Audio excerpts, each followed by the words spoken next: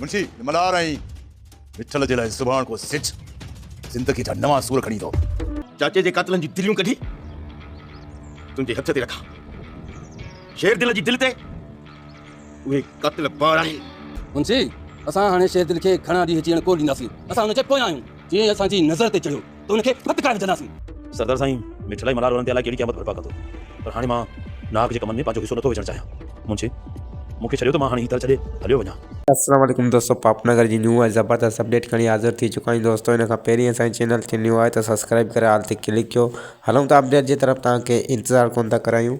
जी दोस्तों, तव्हांखे ॿुधाईंदो हलां त राबेल ऐं जेको आहे त मल्हार जो कुंवार वारो सीन हुयो दोस्तों, घोट कुंवार वारो, त उहो कोई इत्तेफ़ाक़ हुयो, ख़्यालु हुयो राबेल खे। अञा राबेल जी जेका शादी मुकमल न आहे थी, जेको आहे त हुन में बालाजी खान फुल तयारी में आहे दोस्तों। त राबेल जी जेका शादीअ जे ॾींहुं हुई, जेको आहे त मिठड़ ऐं मल्हार वारनि खे नुक़सानु ॾेई करे बि जेको आहे त राबेल पंहिंजे कब्ज़े में करे वेंदो दोस्तों। ऐं ॿिए पासे अहम ॻाल्हि तव्हांखे ॿुधायां त मंठार जेको आहे त कॾहिं बि साथ हुनजो न ॾींदो बालाजी खान जो दोस्तों। बार बार जेको आहे त मुंशी मखणो हुनखे सम्झाए रहियो आहे त तूं जेको आहे त बालाजी खान जो पंहिंजो अची रहो ऐं हुनजे हुकुम में हा मिलाए त तूं माना बालाजी खान जो जेको आहे दिलि खटे सघींदो, न त तूं कुझु बि न आहीं। तंहिं ते माना मंठार चई रहियो आहे त मां कुझु बि भले न हुजां, पर हाणे बालाजी खान जे मां बुरे कमनि फेलनि में जेको आहे त नथो माना रहणु चाहियां। मूंखे इजाज़त ॾियो त मां हितां हलियो वञा ऐं मां हिते रहण ई नथो चाहियां।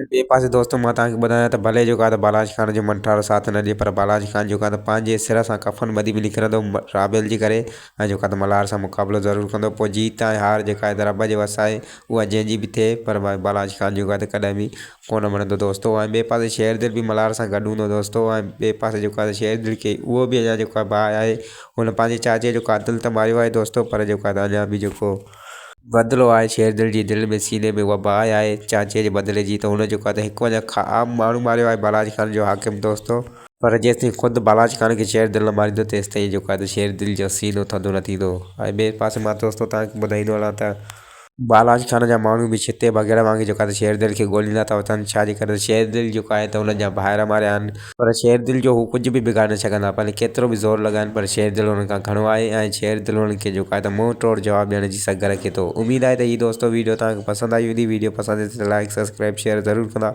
वरी मिलंदासीं न्यू वीडियो सां गॾु। ख़ुदा हाफ़िज़ दोस्तों।